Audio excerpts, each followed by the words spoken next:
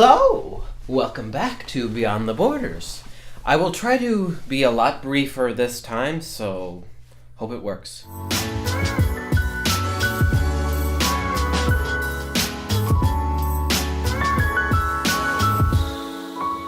If you have been watching the news in recent weeks, which I hope you have been, you have probably heard about the death of a Mr. Jamal Khashoggi, a Washington Post columnist who had written several articles critical of the Saudi regime and specifically its very powerful crown prince, Mohammed bin Salman.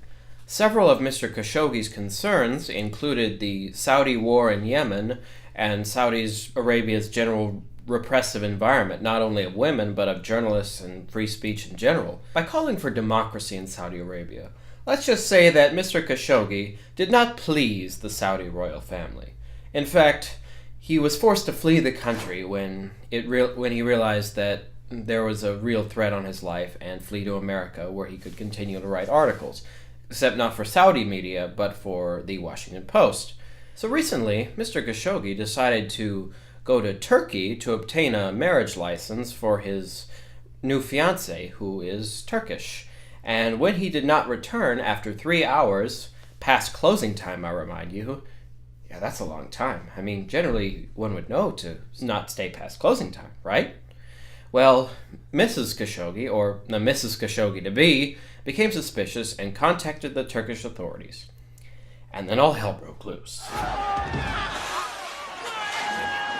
Not long after the murder, the Turkish government was quick to condemn the murder of Mr. Khashoggi. Well, by then it was a disappearance. There was no official confirmation that he was dead, as premeditated and directly ordered by the Saudi government himself, meaning himself, MBS, the prince. Saudi Arabia at first denied this, and then came out with a bizarre non-denial denial that he was, quote, murdered in a fight that resulted from an interrogation gone awry. Well, that's a pretty bad interrogation. Well, it turns out that a lot of what was said in their non-denial denial was wrong. In fact, pretty much everyone proved it, to the point where not only was Mr. Khashoggi murdered in a premeditated manner, he was dismembered. Yes, dismembered. I'm not going to show you a visual of that, but if you want to look it up, go ahead. You'll be scarred for life.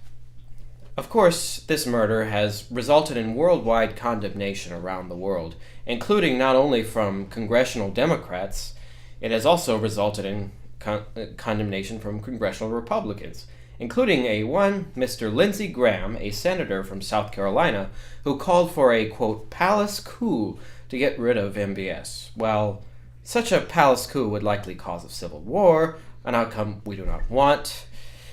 He called for it anyway. And of course, it wasn't just the US. Germany stopped exporting arms to Saudi Arabia, and of course, down goes the German-Saudi relationship.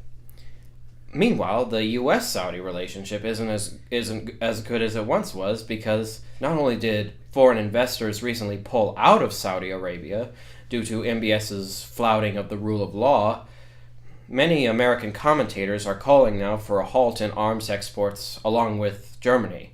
Now, this would be a very severe move that would basically rupture the Saudi relationship.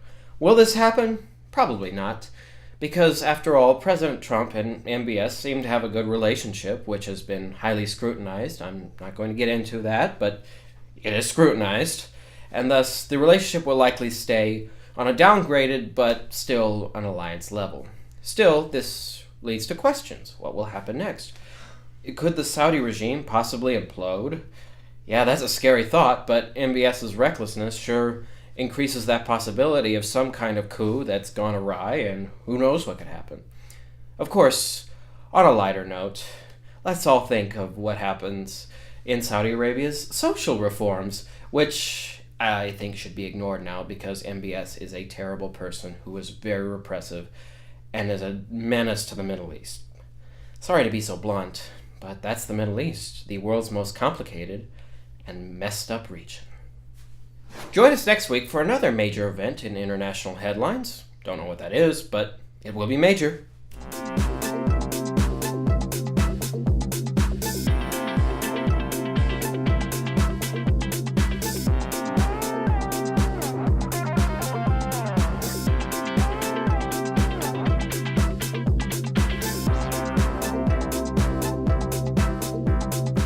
Like, comment, like, comment, subscribe. See, that's a tongue twister. Below, usual drill. Okay, thanks.